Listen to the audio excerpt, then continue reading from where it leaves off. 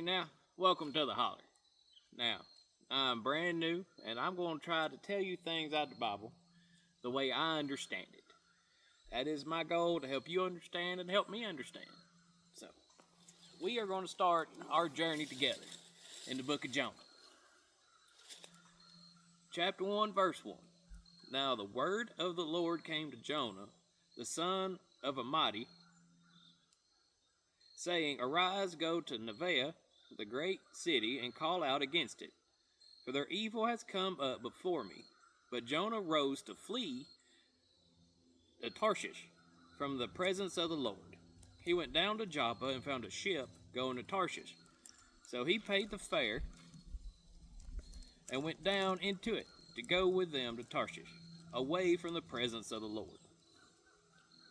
Now the first thing, he was trying to flee.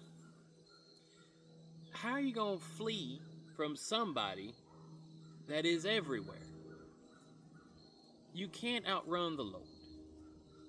Now trust me, I spent many a year running from my calling because I didn't want to do it. You can't outrun him. He's everywhere, and he's already there waiting on you when you think you get there. Because the Creator created everything. He created you. He knows everything. He knows what you're going to do. So you can't outrun him. He's already there. So that was the first mistake. But the Lord hurled a great wind upon the sea, and there was a mighty tempest on the sea, so that the ship threatened to break up. Then the mariners were afraid, and each cried out to his God, and they hurled the cargo that was in the ship into the sea to lighten it for them. But Jonah had gone down into the inner part of the ship and had lain down, and was fast asleep. So the captain came and said to him, What do you mean, you sleeper? Arise, call out to your God.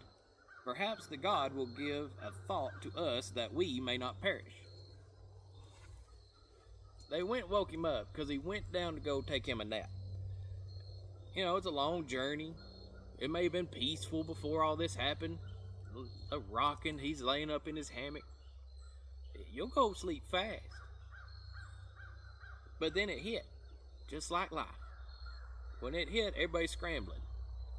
Now, the way this says is they believed in a lot of different deities. And none of them was working. I wonder why. They's even trying to lighten the ship so maybe they can get up higher on the water. Because the waves and everything was crashing in. So, everybody prayed to somebody. We got to do something. But you see, Jonah already knows.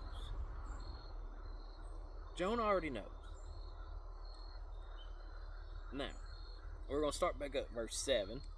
They said to one another, Come, let us cast lots, that we may know on whose account this evil has come upon us.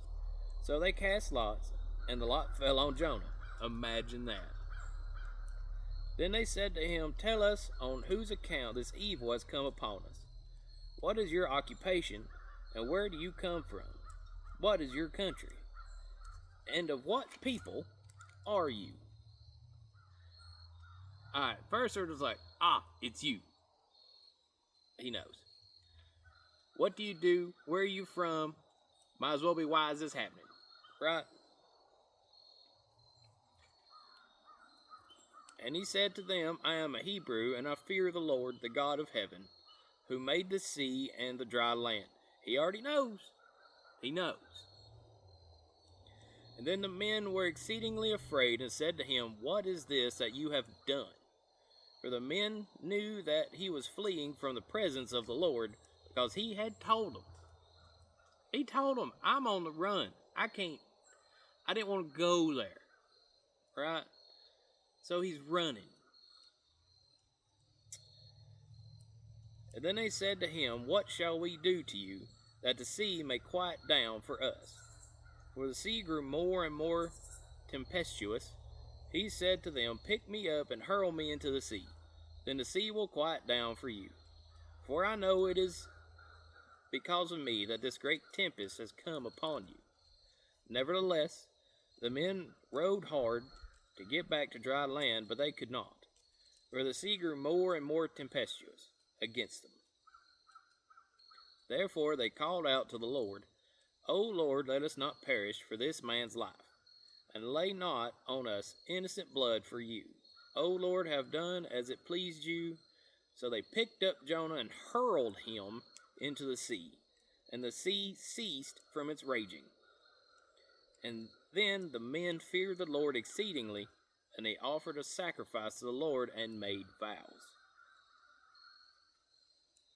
And the Lord appointed a great fish to swallow up Jonah.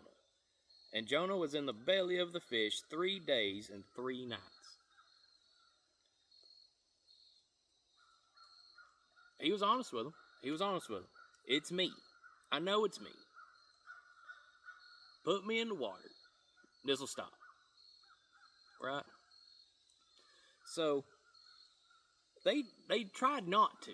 Right? They're like, we're going to row for land. Maybe we can get there. They couldn't get there. Because the Lord wants you, the Lord's going to get you. So, where was it? So they picked up Jonah and hurled him into the sea. They didn't say they lowered him down in a dinghy or a life jacket. They didn't, all right, here you go, let's gently. They picked him up and hurled him. Bloosh. They didn't do it gently. But even though Jonah was on the run and didn't want to do what he was told, he was honest that he believed in the Lord. He was honest that the Lord was after him. But even then, on the run, not wanting to do what the Lord told him, he still got people to believe in the Lord because he was honest. Now, he still got ate by that catfish, or whatever ate him. And he was in there for 3 days and 3 nights. Now, that's the first chapter of Jonah. But just remember, do what you're told. Pray, listen, and then do. All right, y'all. Well, thanks for the visit. I'll see y'all next time in the holler.